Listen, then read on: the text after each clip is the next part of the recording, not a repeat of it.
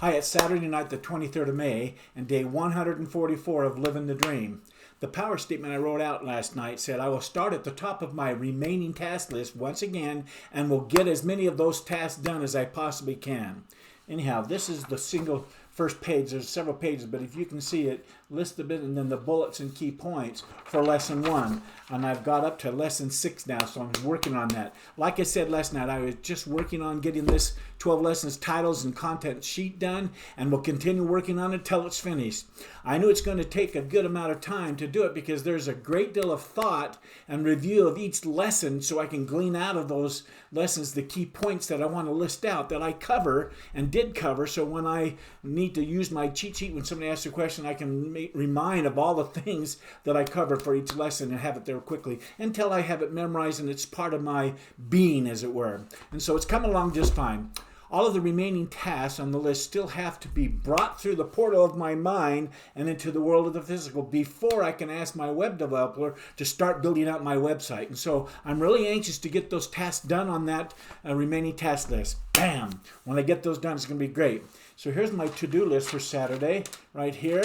Had a yellow one, work on the 12 lessons, titles, and content notes. Get ready for Monday's holiday. Got to get some shopping done. Check my accounts, check my emails. Oh, and go get the groceries. I had to do groceries today. And get ready for the Airbnb guest that's coming tomorrow night. So, bam, done. Got it done. Anyway, there's a lot of things to get done, but I got my to-do list. Let's answer Croy's questions that he says next. Get honest with yourself, Marty. What didn't go well today? Or what could you have done better today? Did you wake up early and start strong? Check. Did you start your morning with power? Yes, I did. For a Saturday, I certainly did. Were you productive throughout your day? Well, you saw the things I got done. Working through it. I've got 6 of those lessons done. I'm so excited about that. Did you get the most important things done? Yes. Did you move your goals forward through the portal of my mind, world of the physical, piece after piece after piece? Yes, I'm doing that. Did you show up as the person you wanted to show up today? Yes. What about your personal time with Kathleen? Were you present? Well, I was. It's just a great thing. And I'll talk about this later. Remind me to make a point here about this point. Now combine all these things together as one big question. Were you honest with yourself about today's task, Marty? In other words, did you keep your commitments you made to yourself today, even the one of how I wanted to show up? Yes, I'll talk about that right now. This morning I promised myself that I would try to finish the 12 lesson titles and contents pages, so I have that cheat sheet all done. But I had to go and do the grocery shopping today and pick it up, and so I didn't get it done today. I didn't finish that cheat sheet list. Hopefully I can finish it on Monday. The next question is, what movies did you watch in your mind today, Marty? Did you make time for them? I watched my must-TV's favorite 5 movies, and then I just focused on the 12 lesson titles and content cheat pages, and that's all I did.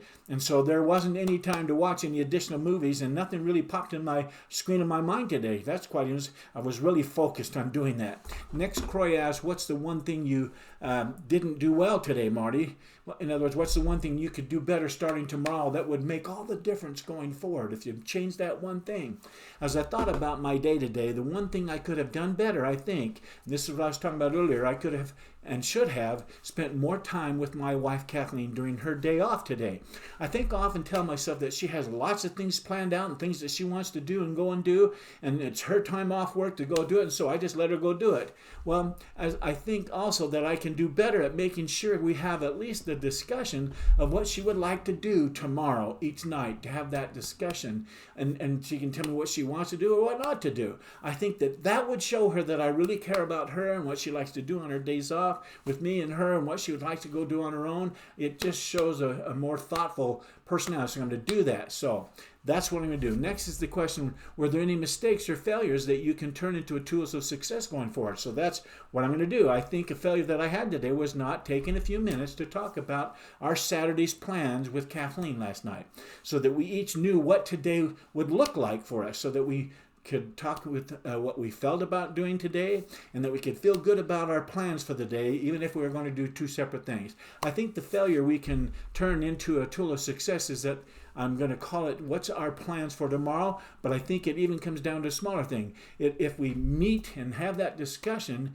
we can set the table for what we want the next day to be and how we want to show up for each other. So I'm calling it Set the Table. That's the tool. When I think of that, set the table, there's lots of things. But as it relates to plans for tomorrow, you can set the table so that everybody knows what's going to take place. That's a good solution. Next, Corey asks, if this was the only thing you get done tomorrow, even if your day went sideways to get it done, but you still feel like you were a success, what would that one thing be? And now put it into a power statement. So I wrote down, I will sharpen my saw today. This is for tomorrow morning. I will sharpen my saw today and enjoy it with my family until Kathleen needs to go be with my daughter for the night.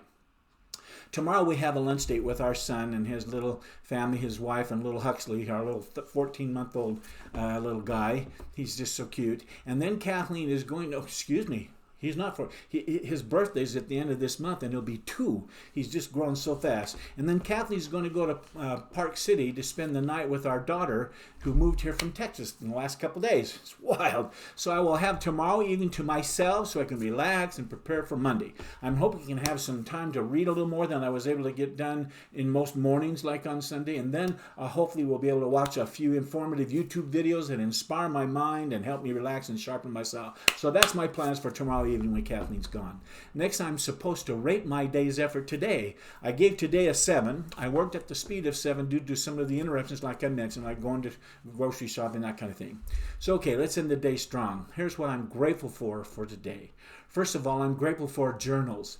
I'm so grateful that my wife taught our children to keep journals, including our oldest son, Garrett, who was killed, like I mentioned early on in the video journal, in an automobile accident when he was just 25, and he'd been married for about 7 weeks. So here's his journal right here, and it's in his own handwriting.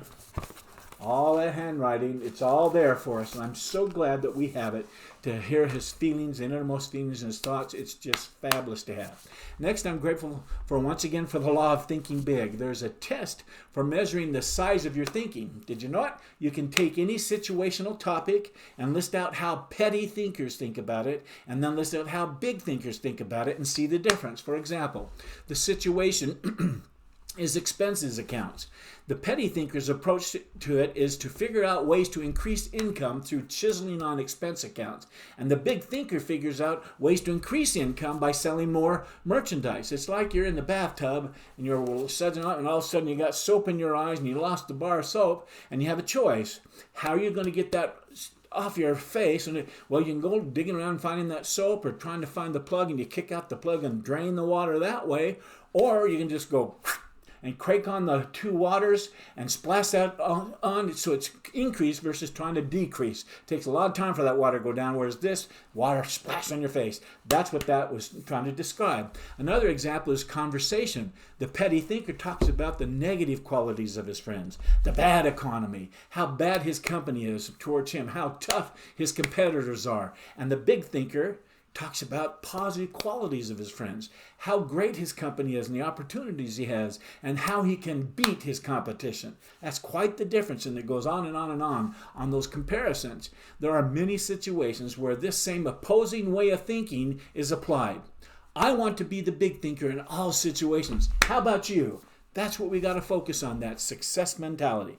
Lastly, I'm grateful for the principle of success that says don't become submerged under surface things. Concentrate on the important things. In other words, don't fall into the triviality trap.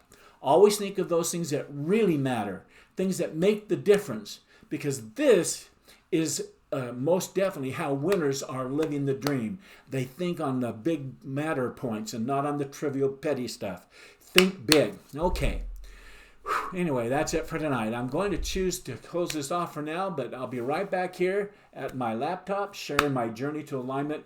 But until then, I wish you continued success. Good night, Marty. Have a great day, everyone.